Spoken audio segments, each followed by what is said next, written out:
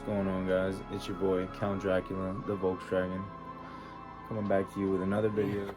Today we're going to be installing this radio that I unboxed earlier in the video.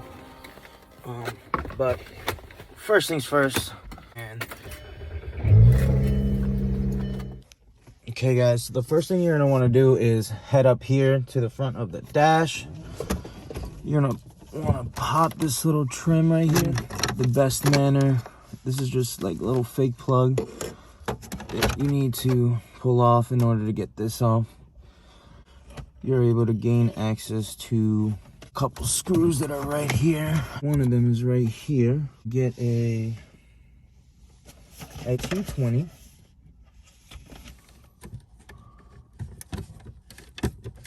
If I just get some leverage on it, then I can turn it out myself. Okay. Well, look at that, boys. We were able to get it with my screwdriver. So that should give us access to pop this little trim panel up. Mine is actually broken, so it's gonna be a little weird to kind of pull up. Yeah, there we go. Just gonna go ahead and remove these other 220s. Just want to go ahead and make sure you don't lose out those little metal clips that are located right under the... Now that I have gone ahead and done that, go ahead and see if I can prop this up. With a little persuasive force, as you can see, it did prop out. Because you don't have to disconnect this, I'm not going to. If you feel more comfortable that you need the space to work with over here, then by all means. So if you just pull out this little plastic clip that clips onto the body of the actual panel, it actually makes this a lot easier. You can just kind of move this wire to the side, set that above here, and then once you take off those two screws, we should be fine. So we're gonna go ahead and so the next thing you're gonna want to do is go ahead and take off these other 220s. This bracket is completely broken off on my car. You're just gonna want to do this around the kind of bezel of the trim.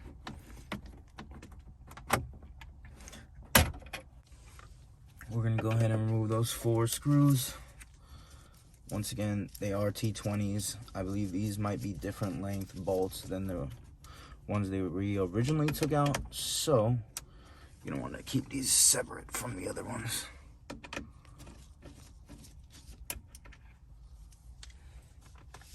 Now that I have access to this whole head unit, I'm gonna head ahead and assist the push out of it with this prior tool, maybe.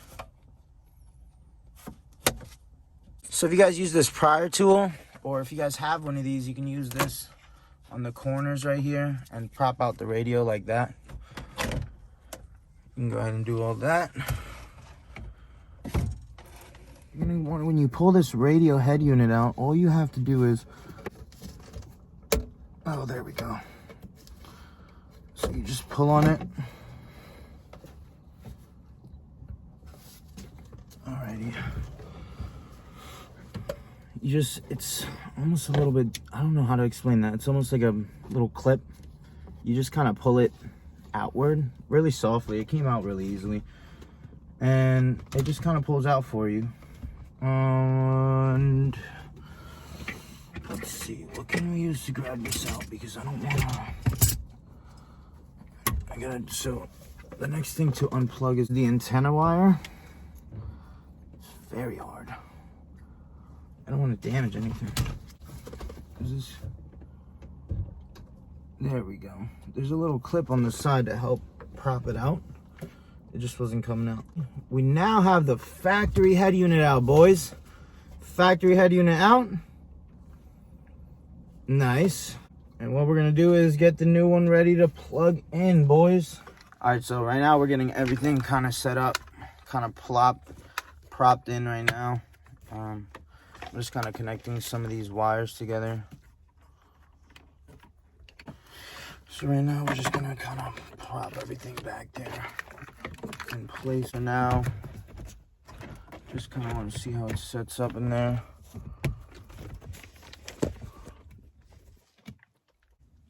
Dude, this thing looks awesome. Might have to just pull that clip off. I went ahead and I stuck the little GPS right here. I went ahead and cleaned the surface up a little bit. I want to get these wires kind of situated in the best position. Pull this out real quick. Do that.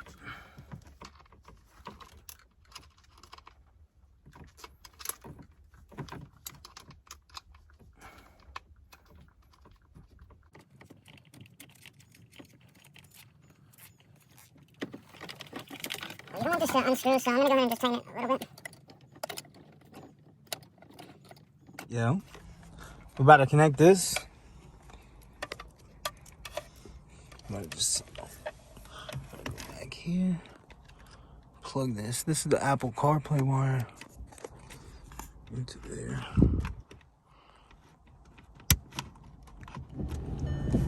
Yo, guys, we got the LED on. It's looking like we're working.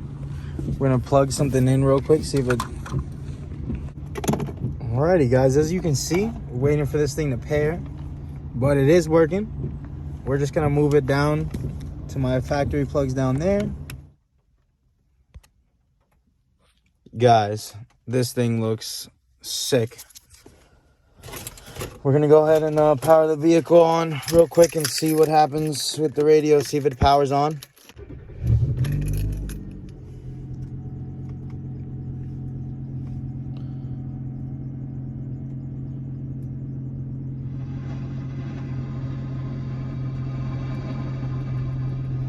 You can use the touchscreen for the radio.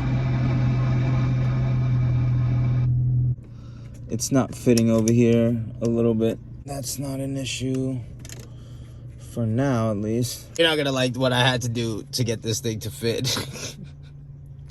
It's okay though. I went ahead and I just kind of bolted this off because, you know, like, it wasn't fitting because of these little corners over here, but I don't really care about that because the rest of the trim is kind of clicking into place regardless.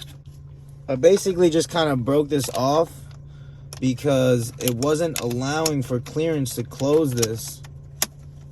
As you can see, it's bending right there, and what it's supposed to be straight, and it wasn't allowing for the clearance, so I ended up just breaking it off because it doesn't seem like I needed it. So I took that off, and now I just have a trim like this. I'm gonna start putting this back together.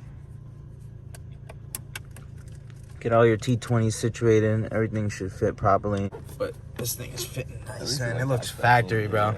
It even matches, like the trim panel matches almost. I didn't unplug this, but I did move it from this little clip. I did move it from the clip on. So we're just gonna go ahead and put that back on.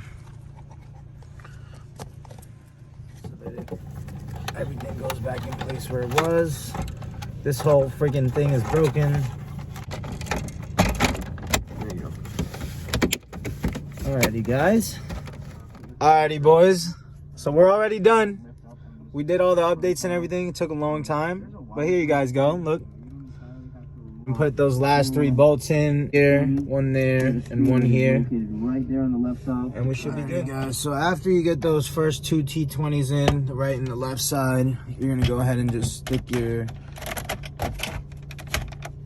trim back into the dash. I was thinking about getting the Euro dash from ECS. So I was thinking about just getting that. And this whole situation should be solved. We're gonna end the video off like this.